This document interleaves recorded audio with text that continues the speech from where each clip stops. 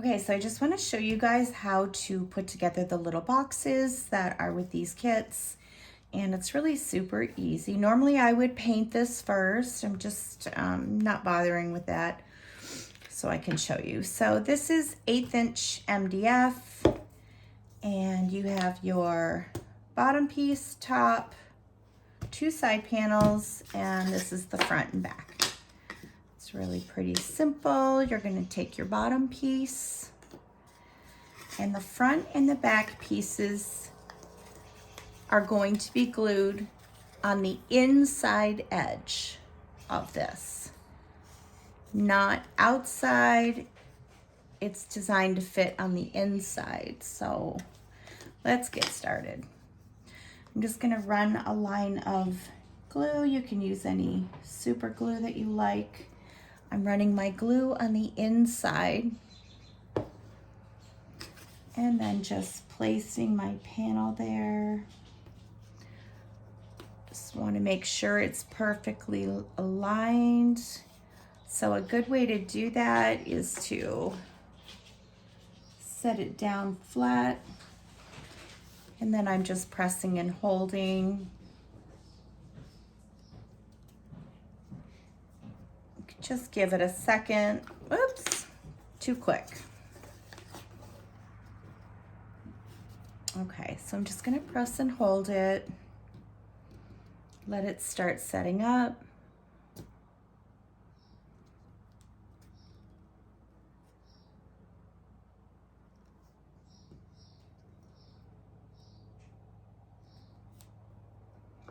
And when it's set, I'm going to turn it around, run a line of glue on the inside, inner edge, and do the same thing with the back panel.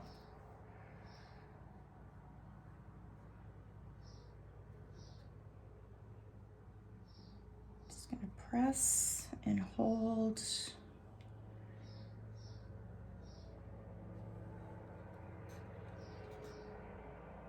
You can do the same thing with this piece if you want. Just lay it down and push and hold until you're pretty sure it's set.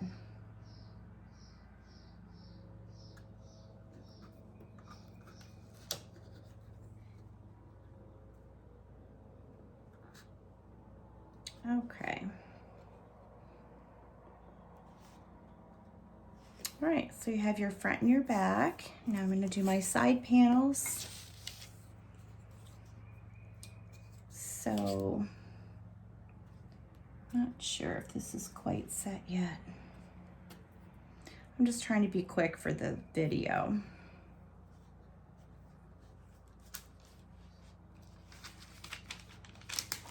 Oh, it's sticking to my parchment. It's okay. So,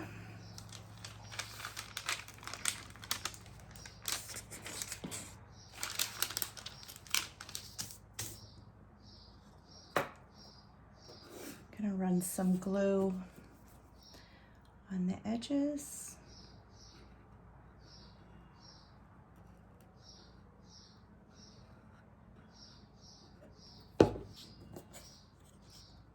And your side piece is going to go right to the bottom.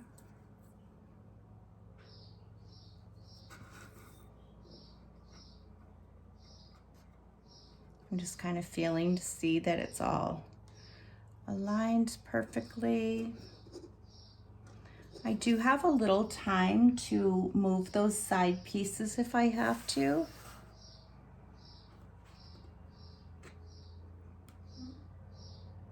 And just press and hold. So you can see that the side panel is, it protrudes a little bit above, and we want that. That's how it's supposed to be. And then let's do the same with this side. Just running glue along the edges. Oh, that's a lot of glue.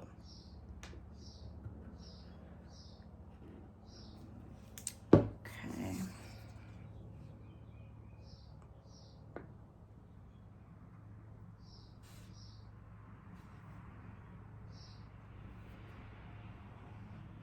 Place it on there. I usually like to wear gloves because I don't like super glue on my fingers, but it's okay for now. So I'm just kind of putting my hands in there and pushing the pieces to make sure everything is really perfectly aligned. Okay. I have my little box. And now I'm going to do the top piece. So this will fit perfectly inside. There's a little overlap here, and that's the way it's supposed to be so that this piece is flush. Just put some glue along the edge.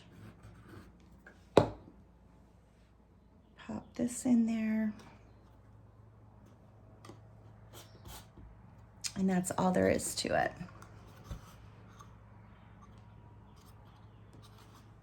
If you are making the one of these, the garden one's going to come with this fence piece. I don't think the other collections will have anything on the front.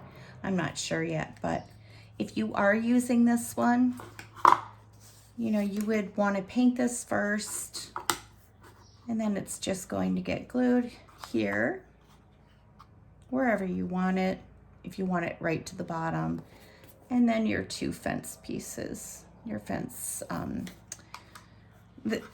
not sure what these are called, but it's going to cover up this section here. And then if you want to use the other one, you can. Not all of the collections will have this, so that's it. That's all there is to it.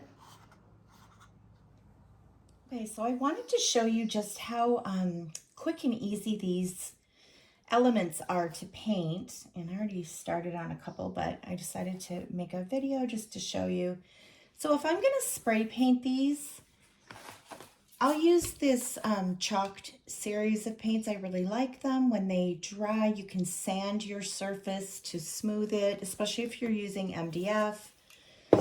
But when I spray paint, of course it's going to get on my sides, and sometimes you don't get a nice full coverage. So one little tip, I will spray my piece quickly with this gold metallic. It does cover the sides really nicely, even just a quick spray of it. And then you don't have those really dark sides when you paint them. It will cover better. So that's what I do. But all right, so spray painting pieces like this that are single layer, it's fine, but then you really do have to work on your edges more. So sometimes I will just paint these while they're still intact on my board, and it's really so easy. I just use a base of chalk paint. I always start with a white, and I just put a little dollop of it on my palette, and then I blend in whatever paints I have around. I use everything from good artist paints to just craft paints. It's just more about the color for me. Okay, so let's see. I'll just do a random one. I already mixed up a couple of colors. I just kind of blend in colors and get to what I kind of have in mind for the palette. I tend to use a lot of the same aesthetic for my things. I like things with a really muted hue to it, but I really love when I see people showing me what they made with a lot of bold color. I think that's great. So anyways, obviously you're just going to quickly paint over it. I don't use a lot of paint. You don't want excess paint because then it's going to seep through the edges and get onto your sides. It's pretty easy to just wipe off with a baby wipe though. So I'm just going to paint the one side. When it dries, I'll flip it and paint the other side, because something like this that's freestanding, you're going to see both sides. And for pieces that have layers, like this floral, there's another flower, I just paint right over it. I don't worry about getting on that border because I'm gonna pop that out and then I will spray paint that. Let's do this guy. The inner pieces are sticking because the paint is still a little wet. It's okay. So I'm going to give that a light sand just to get off some of that paint, and then take this outside and spray paint it with the gold. And it'll go on its, where does that fit? On this one. So I'm going to paint this. With a piece like this, you can decide if you want to use the inner pieces or just paint the base. Let's do that real quick so I can show you. I'm sure you already know what I mean by that, but so I'm going to paint my base.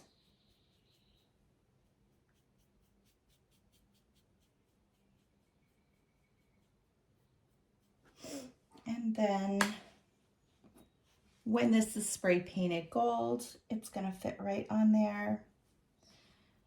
And I will decide if I want to use my inner pieces or just leave it as is. So that's really all there is to painting it. Let me just go over the fence. This fence piece is really easy to do, and you can make it look kind of rustic. I'm just going to use a white, I don't like that brush.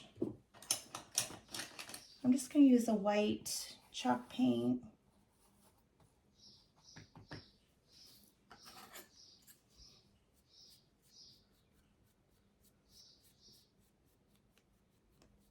I would probably spray paint this just to be quicker, but it's going to get on my sides and I'm going to want to clean those sides up. So doing it with this chalk paint makes it easier to just wipe the sides off with a baby wipe.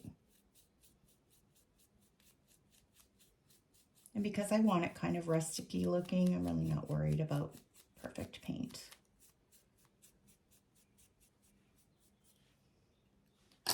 Okay, so that has these little cross pieces, fence pieces.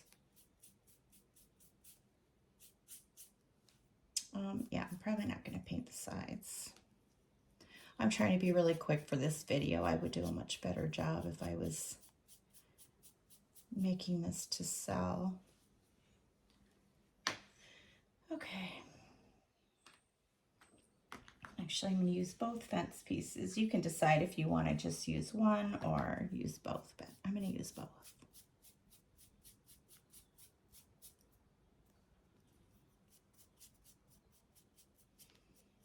Okay.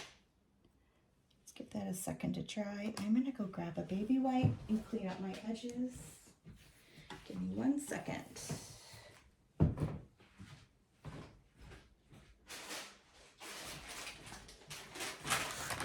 Okay. It's really easy to just wipe your paint away. It's easier when this is dry. But so I would just go all the way around, make sure I have really nice clean edges. I like that darker look on the sides, the laser cut look. But okay, so you get the idea. So I don't know if that is quite dry. Let me just grab a sanding block.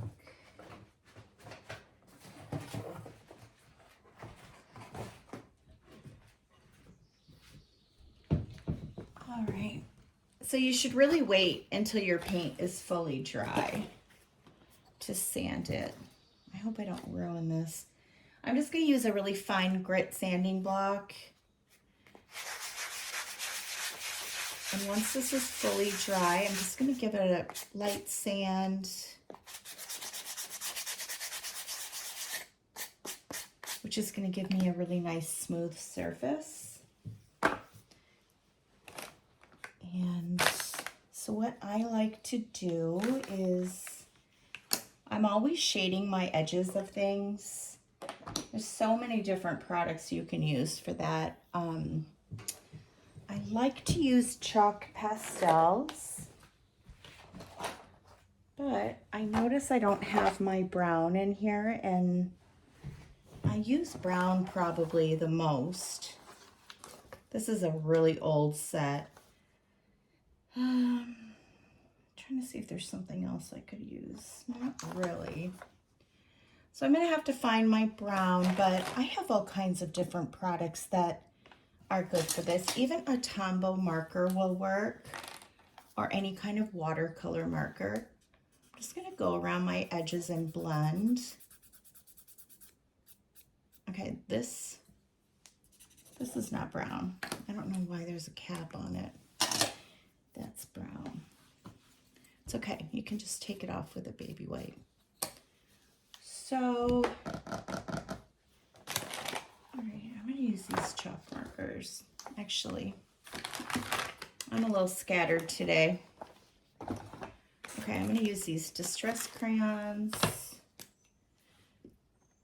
I'm just going to put it on my parchment, and I actually tend to just use my fingers a lot for these things. Just go around your edges. I'm just trying to make it look a little worn, just to add some interest.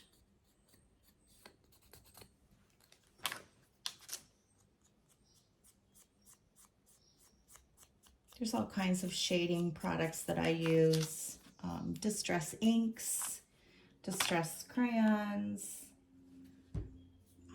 chalk pastels, oil pastels, watercolor markers, whatever I can put on that will give me a shaded effect, but still allows me to wipe off if I want to. Like if I didn't want this at all, I could completely wipe it off. Some of the oil sticks, things like that, they're a little more permanent to work with, so you want to make sure that you kind of know how to use them before you go ahead and apply them and then don't like your results. I'm not going to spend too much time on this. This is really just for a quick sample. Okay, let's call that good.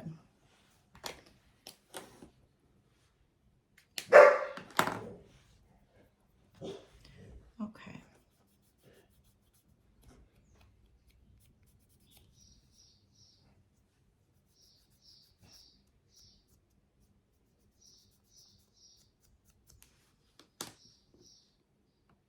So it's not the best fence I've ever made, but again, I'm just trying to be quick for this video. I tend to over-explain everything, and then my videos end up being half hour to an hour long just to show you a 5-minute technique.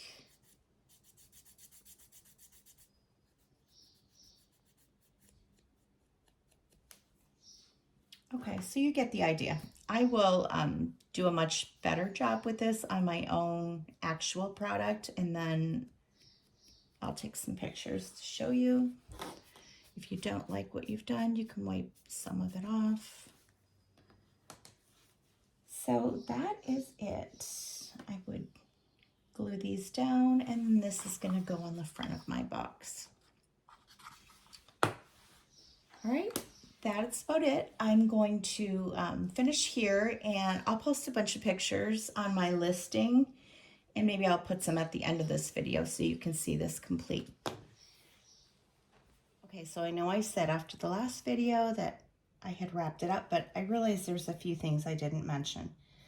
So as far as making different flowers, you can just change out the centers to create different looks with the same flower, different colors, different looks, so that you can, you know, virtually make tons and tons of different flowers in the same collection, depending on how many, if you're selling these, how many you want to offer.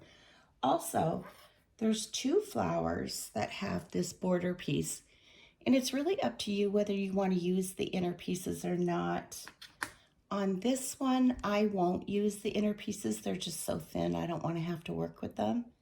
So it looks fine just to paint your border a different color. And this one, I do like the center pieces. They're bigger, and so you could just use the border, paint your backer, and just use that border a different color. Or I think I have one. This one's finished. Or you could go ahead and use those center pieces if you want. Just paint those.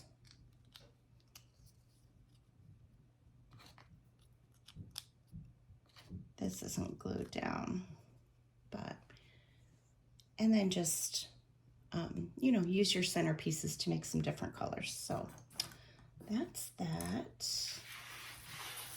Move all these aside. Also, I'm going to have a lot of different sets. This bird one is not finished, but I was thinking how you could use like your garden set and go ahead and mix in your pieces if you have more than one collection, you know, to create more options. But this little bird set's going to be finished hopefully today. Okay, so with this, this is my finished one, and I just wanted to show you the magnets that I use. These are on Amazon. In the file notes, I will put the name of the seller and how you can get them, but I just found these by searching for tiny, strong magnets. They're just metal magnets. They're small and they're really strong. So when I put I only use 2 on here, but I would probably use 3 or even 4, even though this does really hold. Even when it's full, let's fill it up. Add a bunch of different elements. Let's just fill it to add some weight to it.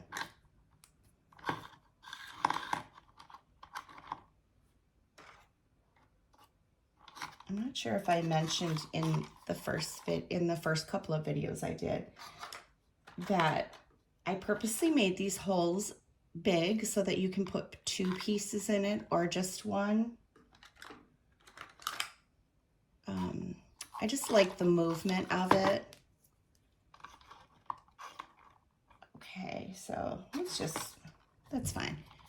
So even when this is full, when you put this, it's not going to slide around unless you're purposely doing that. It's pretty strong, but I would still probably add 4 magnets.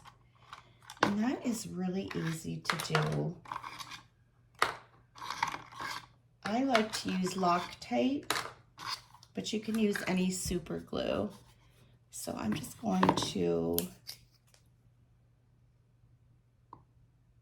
it just takes a small drop.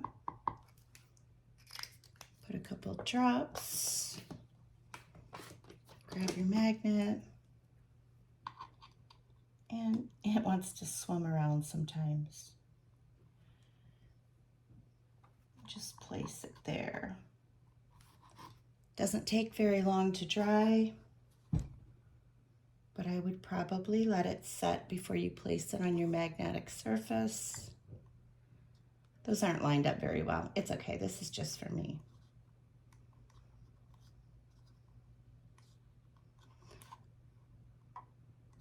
I think that's probably good. So it's really strong. It's not going to move around and scratch a refrigerator.